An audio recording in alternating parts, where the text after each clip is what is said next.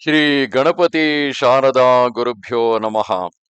ವೈದೇಹಿ ಸಹಿತಂ ಸುರದ್ರುಮತಲೆ ಹೈಮೇ ಮಹಾಮಂಟಪೆ ಮಧ್ಯೆ ಪುಷ್ಪಕಮಾಸನೆ ಮಣಿಮಯೇ ವೀರಾಸನೆ ಸಂಸ್ಥಿತಂ ಅಗ್ರೆ ವಾಚಯತಿ ಪ್ರಪಂಚನಸುತೆ ತತ್ವಂ ಮುನಿಭ್ಯಃ ಪರಂ ವ್ಯಾಖ್ಯಾತಂ ಭರತಾದಿಭಿಃ ಪರಿವೃತಂ ರಾಮಂ ಭಜೆ ಶ್ಯಾಮಲಂ.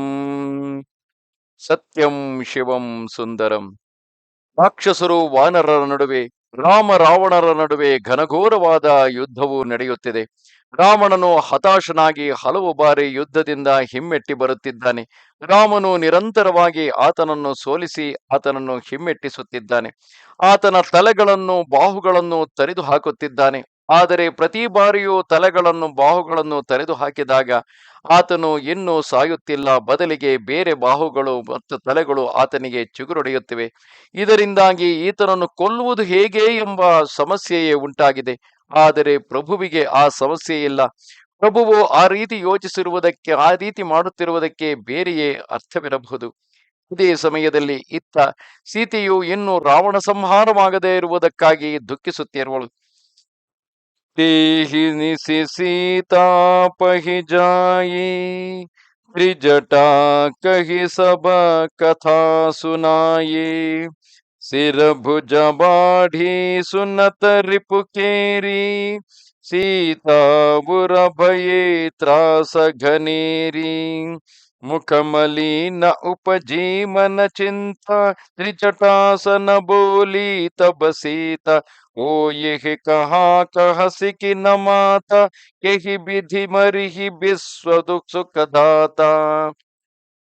रघुपति सरसिर कटहु न मरियई, विधि विपरीत चरित सब करये। मोर अभाग्य जि आवत वोहि, जहि हौ हरिपद कमल बिछोही।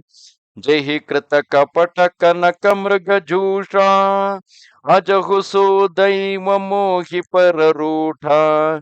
जहि विधि मोहि मुख दुसह सहाये, लक्ष्मण कहु कटु बचन कहाये।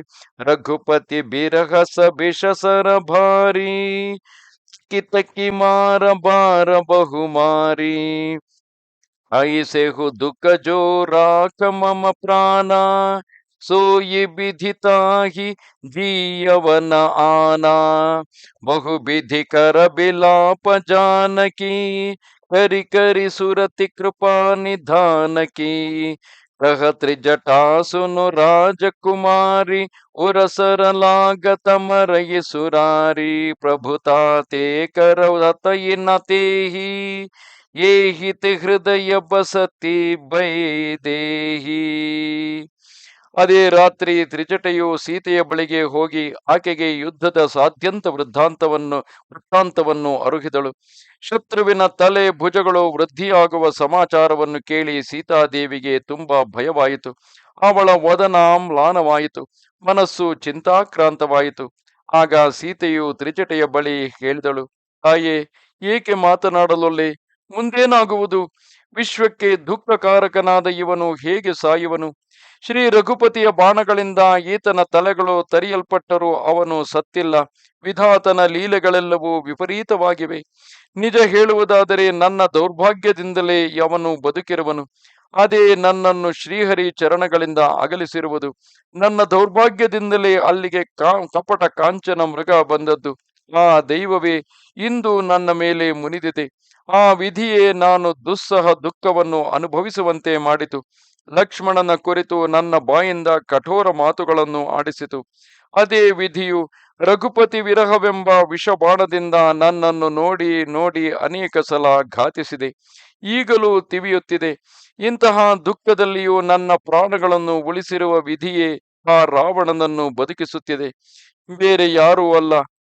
ಕೃಪಾಳುವಾದ ಶ್ರೀರಾಮನನ್ನು ಮಾತು ಮಾತಿಗೆ ಸ್ಮರಿಸುತ್ತಾ ಜಾನಕಿಯು ಅನೇಕ ವಿಧದಿಂದ ವಿಲಪಿಸತೊಡಗಿದಳು. ತ್ರಿಜಟೆಯು ಹೇಳಿದಳು, ಓ ರಾಜಕುಮಾರಿ, ಕೇಳು. ದೇವತೆಗಳ ಶತ್ರುವಾದ ರಾವಣನ ಎದೆಗೆ ಬಾಣ ತಗುಲಿದರೆ ಮಾತ್ರ ಅವನು ಸಾಯುವನು.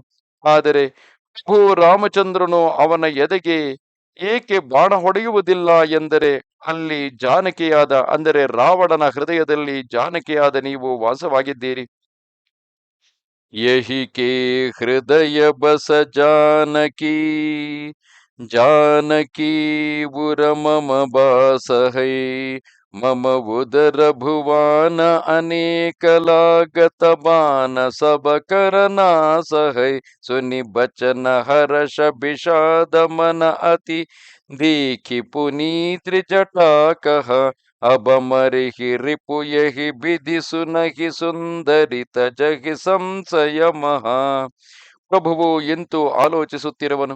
ಇವನ ಹೃದಯದಲ್ಲಿ ಜಾನಕಿ ನೆಲೆಸಿದ್ದಾಳೆ. ಜಾನಕಿಯ ಹೃದಯದಲ್ಲಿ ನಾನು ನೆಲೆಸಿದ್ದೇನೆ. ನನ್ನ ಉದರದಲ್ಲಿ ಅನೇಕ ಬ್ರಹ್ಮಾಂಡಗಳಿವೆ. ಆದ್ದರಿಂದ ರಾವಣನ ಹೃದಯಕ್ಕೆ ಬಾಣ ತಗುಲಿದರೆ ಸರ್ವನಾಶವಾದೀತು. ಇದನ್ನು ಕೇಳಿ ಸೀತಾದೇವಿಯ ಮನಸ್ಸಿನಲ್ಲಿ ಅತ್ಯಂತ ಹರ್ಷ ವಿಷಾದಗಳುಂಟಾದವು. ಇದನ್ನು ನೋಡಿ ತ್ರಿಜಟೆಯು ಪುನಃ ಹೇಳಿದಳು, ಸುಂದರಿ, ಅತಿಯಾದ ಸಂದೇಹವನ್ನು ತೊರೆ. ಶತ್ರುವು ಹೇಗೆ ಸಾಯುವನು ಎಂಬುದನ್ನು ಕೇಳು. ಕಾಟತ ಸಿರಹೋಯಿಹಿ ಬಿಕಲ ಚುಟಿ ಜಾಯಿಹಿ ತವ ಧ್ಯಾನ ತಬ ರಾವಣಹಿ ಹೃದಯ ಮಹು ಮರಿಹಿ ರಾಮು ಸುಜಾನ. ತನ್ನ ತಲೆಗಳನ್ನು ಪದೇ ಪದೇ ತರಿದು ಹಾಕುವುದರಿಂದ ರಾವಣನು ವ್ಯಾಕುಲನಾಗುವನು. ಅದರಿಂದ ಅವನ ಹೃದಯದಲ್ಲಿ ನಿನ್ನ ಧ್ಯಾನ ಮರೆತು ಹೋಗುತ್ತದೆ.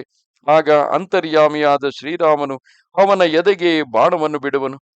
ಅಸ ಕಹಿ ಬಹುತ ಭಾತಿ ಸಮುझाई ಪುನಿ ತ್ರಿಜಟಾ ನಿಜ ಭವನ ಸಿಧಾಯಿ ರಾಮ ಸುಭಾವು ಸುಮಿರಿ ಬೈದೇಹಿ ಉಪಜೆ ಬಿರಹ ಬಿಥಾ ಅತಿ ದೇಹಿ ನಿಸಿಹಿ ಸಸಿಹಿ ನಿಂದತಿ ಬಹುಭಾತಿ ಜುಗ ಸಮ ಭಯಿಸಿ ರಾತಿ ನರಾತಿ करति बिलाप मन ही मन भारी राम बिरह जानकी दुखारी जब अति भयव बिरह उरदाहु भरते उराभाम नयन अरुबाहु सगुन विचारि धरी मन धीरा अब मिली हहि कृपाल रघुबीरा इहा अर्ध निसि रावण जागा निज सारथि सन बीखी जन लागा सठरन भूमि चढ़ाई सिमोही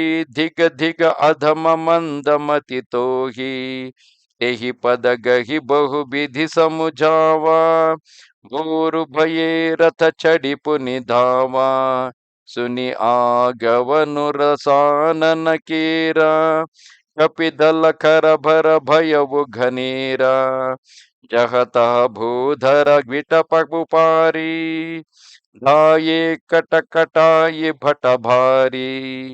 ಈ ವಿಧವಾಗಿ ಅನೇಕ ವಚನಗಳಿಂದ ಸೀತೆಯನ್ನು ಸಮಾಧಾನಪಡಿಸಿ ತ್ರಿಜಟೆಯು ತನ್ನ ಮನೆಗೆ ತೆರಳಿದಳು. ಶ್ರೀರಾಮಚಂದ್ರನ ಸ್ವಭಾವವನ್ನು ನೆನೆದು ವೈದೇಹಿಯು ವಿರಹದ ದಳ್ಳುರಿಗೆ ಗುರಿಯಾದಳು.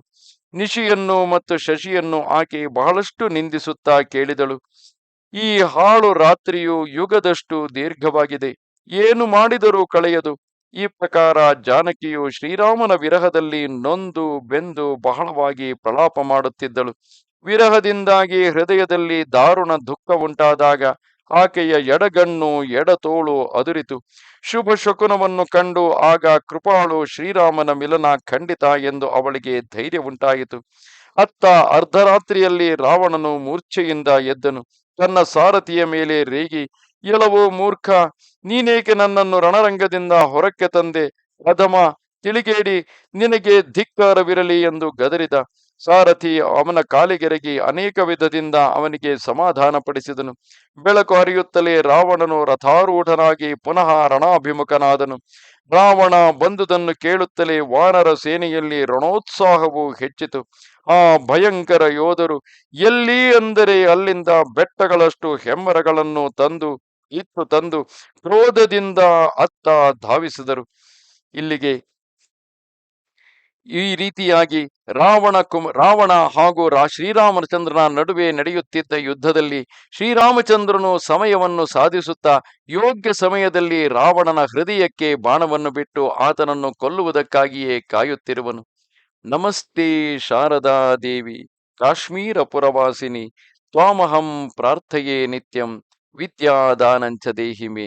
ನಮಸ್ಕಾರ. श्रीरामचन्द्र कृपाल भज मन हरण भव भय दारुणं श्रीरामचन्द्र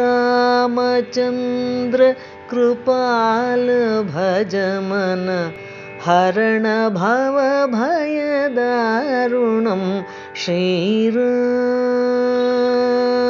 श्रीराम श्रीराम श्रीराम श्रीराम श्री